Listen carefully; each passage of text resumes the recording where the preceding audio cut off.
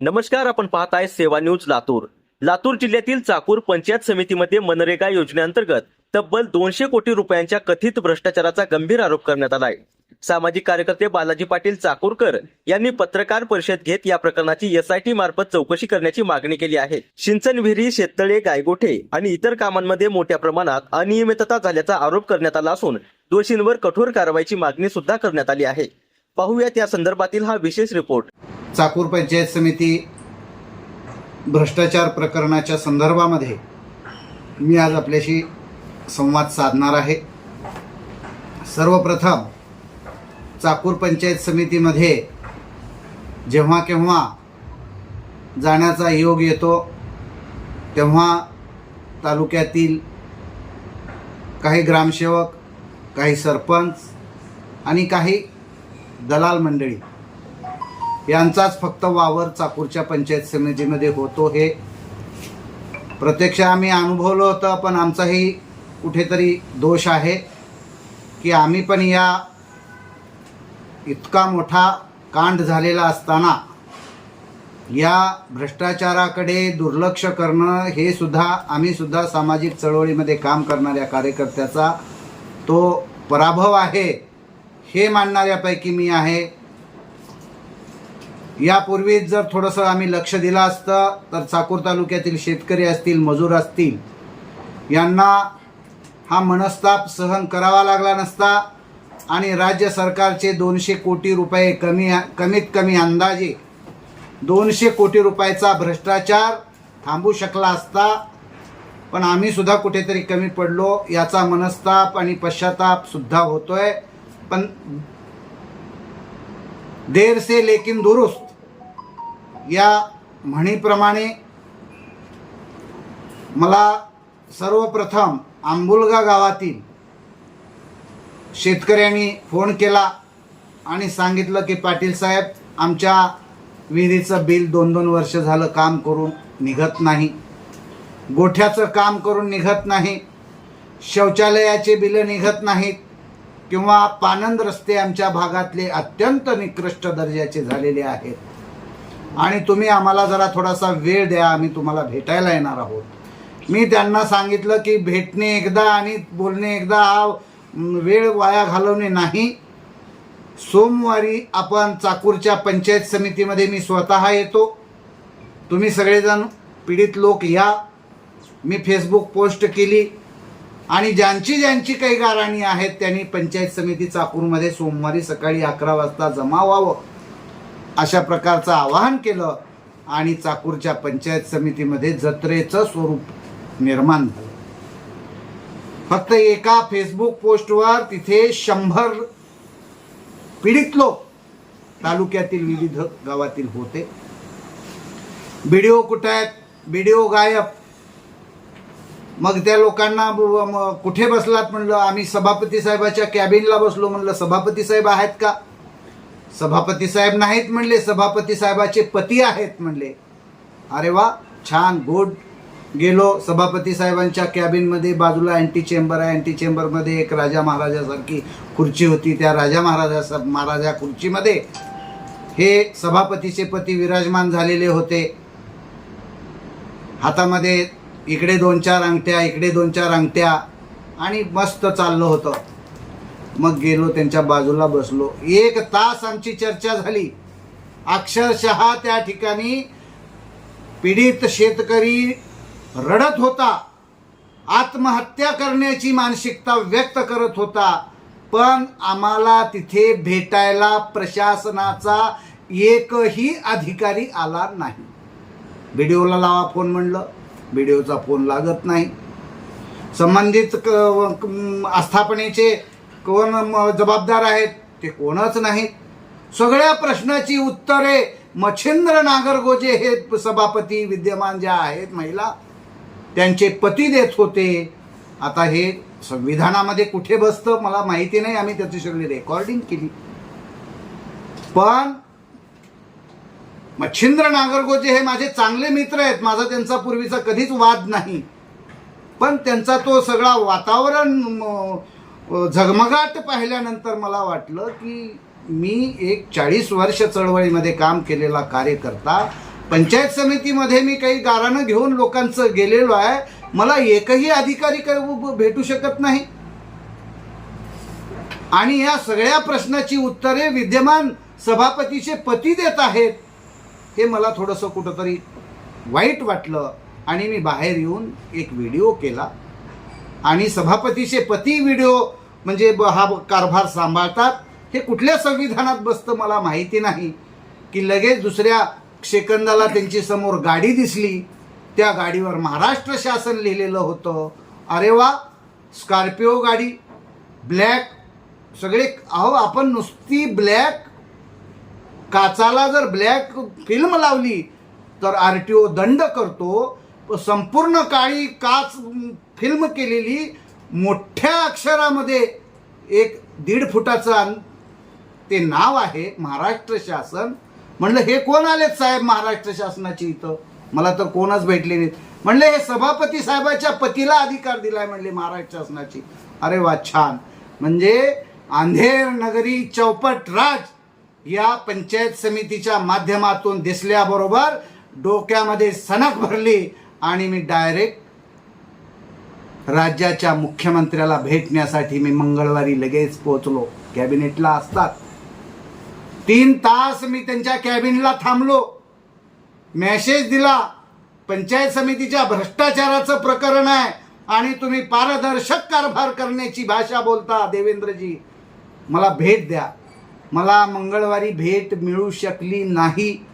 मग नंदनवन बंगल्यावर मलबार हिलच्या उपमुख्यमंत्री एकनाथराव शिंदे साहेब भेटले आणि त्यांनी पण सांगितलं आपण ह्याची चौकशी करू.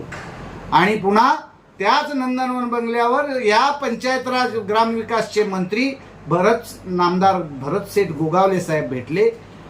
त्यांनी सांगितलं की आपण याची अगोदर SIT चौकशी करता येत नाही पाटील साहेब, आपण याची उपसचिवाला आपण चौकशीचे आपण आदेश देऊ.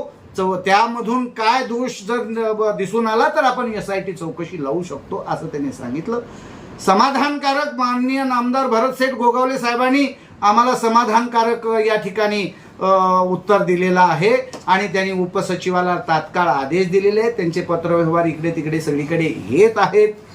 मग कालच्या मंगळवारी मी माझी भेटण्याचा मी पाठलाग संपवला नाही आणि आमच्याकडे जलजीवन मध्ये 500 कोटीचा भ्रष्टाचार झालेला आहे. 500 कोटीचा. एकानं जर सांगितलं 2000 कोटीचा. मग आता कोण म्हणतील हे आकडे कसे कुठून काढले तुम्ही, काय कॅल्क्युलेशन लावलं? मी अडाणी माणूस आहे बेटा, पण मॅथ मध्ये पक्का आहे बरं का. गुणाकार भागाकार मला सगळा चांगला जमतो. आकडे जरी मोहगम असतील, मी बिनपगारी आणि फुल अधिकारी आहे. मग जे हे अधिकारी पगार घेऊन काय काम करतात, त्यांचं काम आहे हे. आम्ही विरोधी पक्ष म्हणून आवाज उठवतोय. आकडा कमी अधिक होऊ शकेल, पण भ्रष्टाचार हा 100% झालेला आहे. या बाबतीत कुठेच शंका नाही. चाकूर तालुक्यामध्ये विहिरी, एक विहीर 10 जणांनी अनुदान लाटले. गोठे 50% कागदावरच आहेत. 90% तर शौचालयच अस्तित्वात नाहीत. हागणदारी मुक्त गाव म्हणून आपण बक्षिसं घेतलेल्या गावामध्ये आज हागणदारी झालेली आहे.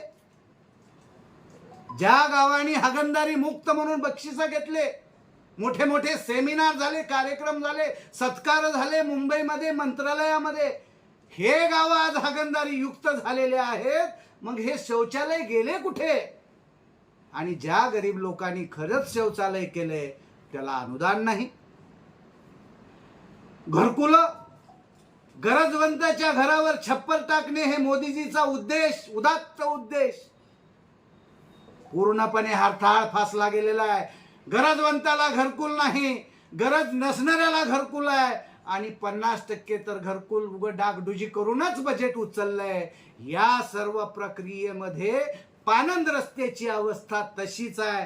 सगळीकडे निकृष्ट पानंद रस्ते झालेले आहेत. मातोश्रीच्या माध्यमातून काहीतरी आहे ना योजना.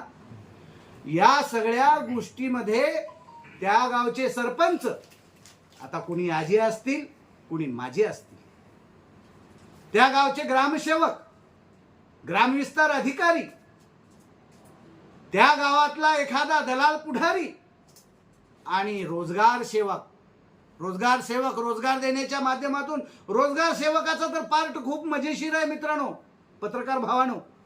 हा रोजगार सेवक या लोकांची सगळी साठगाठ मिळवून देण्याचा काम करतो. रोजगार सेवक, त्याला रोजगार, या शेतकऱ्याला, मजुराला मदत करण्यासाठी, त्याला सेवा करण्यासाठी ठेवलंय. पण विहिरीला किती रुपये द्यायचे, गोठ्याला किती रुपये द्यायचे, घरकुलाला रुपये किती द्यायचे, किंवा पानंद रस्त्यामध्ये भ्रष्टाचार कसा करायचा आणि गावातला मॅनेज माणूस कोण कसा करायचा, याचं काम या रोजगार सेवकानं केले. म्हणून रोजगार सेवकापासून ते बीडीओ पर्यंत, बीडीओ पासून ते या मतदारसंघाचे विद्यमान मंत्री, आणि मागील हा जो भ्रष्टाचार झालेला आहे तो जास्तीचा भ्रष्टाचार हा प्रशासकीय काळामध्ये झालेला आहे.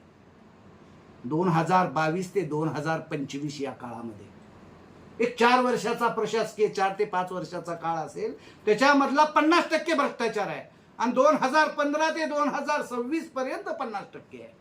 म्हणजे 11 वर्षामध्ये 4 वर्षात 50% आणि 7 वर्षात 50%, असा 11 वर्षातल्या सर्व या भ्रष्ट कामाचा पूर्णपणे न्यायिक चौकशी झाली पाहिजे, SITच्या माध्यमातून चौकशी झाली पाहिजे. अशा प्रकारची मी विनंती आपल्या माध्यमातून सरकारला आणि प्रशासनाला करतो. रोजगार हमी योजनेचे आयुक्त म्हणून आपल्या जिल्ह्याचे जिल्हाधिकारी श्रीमान बाष्टेवाड साहेब सध्या तरी बरे वाटतात, पुढचं काय माहित नाही.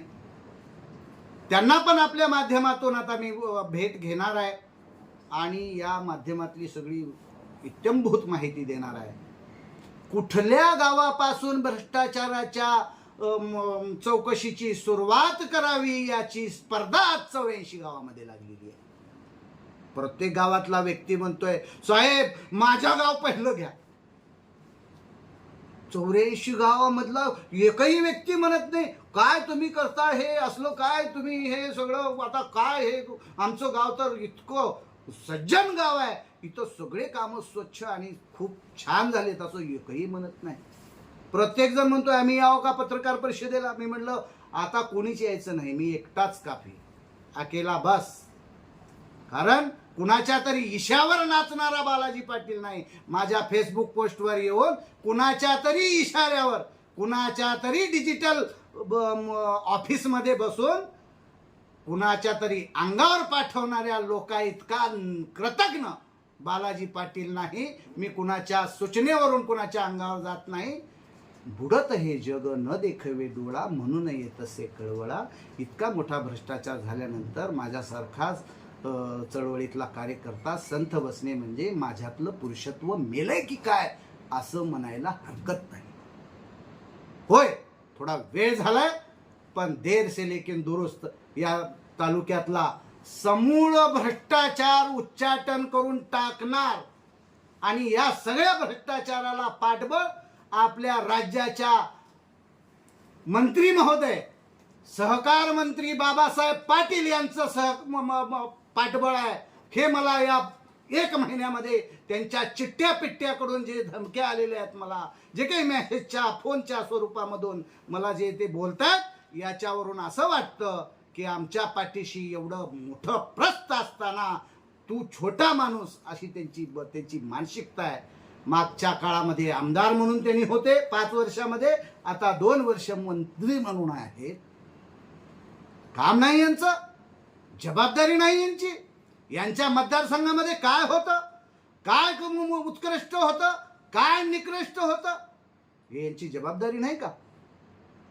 आमसभा होतात पंचायत समितीमध्ये, काय आमसभेमध्ये आमदारांनी प्रश्न उपस्थित केले, काय तपास पंचायत राज कमिट्या राज्याच्या येतात प्रत्येक तालुक्याला. त्या पंचायत राज कमिटीनं काय केलं? पंचायत राज कमिटीला हे सगळे हरामखोर, शब्द माझा थोडासा कठोर येतोय, या लोकांनी सगळ्यांनी पैसे गोळा करून राज्यातल्या पंचायत राज कमिटीला पैसे गोळा करून दिले. काय चौकशी केली पंचायत राज? देवेंद्रजी मला आजही तुमच्याबद्दल आदर आहे. अजूनही देशामध्ये मोदीजी आणि राज्यामध्ये तुम्ही चांगलं कारभार करू शकता यावर माझा अजूनही विश्वास आहे. पण कुठेतरी तुमच्या गांधारीसारखे तुमच्या डोळ्यावर काही पडदी आली आहे का?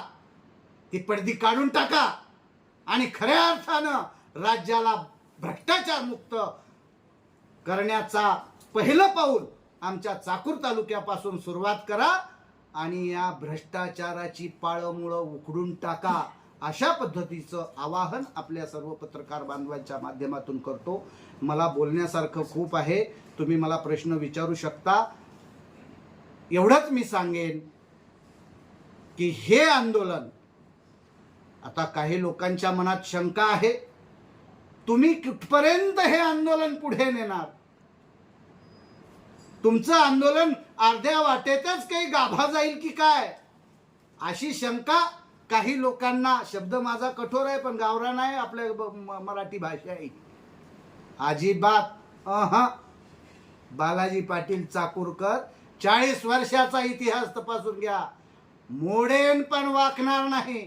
मी कधीच कुणापुढे, अत्यंत कठीण परिस्थितीमध्ये कुणापुढे मी झुकलो नाही, पण मी कुणाचा अवमानही केला नाही, सज्जनाचा तिरस्कार केला नाही, गरजवंतांना कधी अवहेरलो नाही. गरजवंताचा हा लढा लढत असताना माझ्या देहाचं काय होईल ते होईल.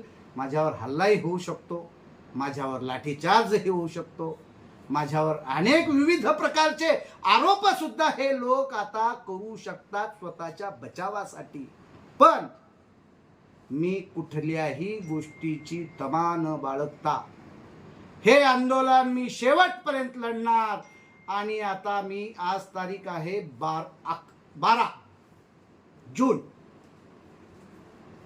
मी 5 जुलैची मी डेडलाईन देतो. 6 जुलैची, सोमवार 6 जुलै आहे. 6 जुलैपर्यंत, 5 जुलैपर्यंत सरकारनं जर हे चिट्टे पिट्टे उचलून जर जेलमध्ये नाही टाकले तर ह्या चिट्ट्या पिट्ट्याचा खात्मा करण्यासाठी बालाजी पाटील चाकूरकर चाकूर शहराच्या मुख्य नगरपंचायतीच्या समोर बेमुदत आमरण उपोषणाची घोषणा आपल्या सर्वांच्या माध्यमातून करतोय. याचा पूर्ण भ्रष्टाचाराची पाळेमुळं उकडून काढल्याशिवाय बालाजी पाटील आंदोलन मागे घेणार नाही. मरेन पण मी मागे हटणार नाही. पैशानं मला कोणही विकत घेऊ शकत नाही. त्याच्यामुळं काही लोक काल सकाळपर्यंत आमच्या काही समर्थकापर्यंत पोहोचले. माघार घ्या, हात जोडतो, विनंती करतो. आमचं काही चुकलं असेल तर. आमच्याही काही समर्थकांनी सांगितलं की जाऊ द्या, कशाला, सगळंच बिघडलंय, तुम्हीच एकटं का बेजार हुलला. मी म्हणलं जेव्हा सगळंच बिघडतं तेव्हाच कुठेतरी जन्म घ्यावा लागतो आणि तेव्हाच खरी गरज आहे. जेव्हा कोणच हे प्रश्न हाताळत नसताना बालाजी पाटील मेल्या आईचं दूध पिलेला कार्यकर्ता नाही, जिवंत आईचं दूध पिलेला कार्यकर्ता आहे. मी यांना एकालाही सोडणार नाही. आणि मग चाकूर तालुक्यातला भ्रष्टाचार उघड करून राज्यामधल्या भ्रष्टाचाराकडे मी आगेकूच करेन. धन्यवाद. आपणाला काही प्रश्न विचारायचे असतील तर विचारा. सेवा न्यूज लातूरसाठी मुख्य संपादक सुनील जाधव. अशाच नवनवीन अपडेट जाणून घेण्यासाठी आत्ताच आमच्या चॅनलला लाईक, शेअर आणि सबस्क्राईब करायला विसरू नका. धन्यवाद.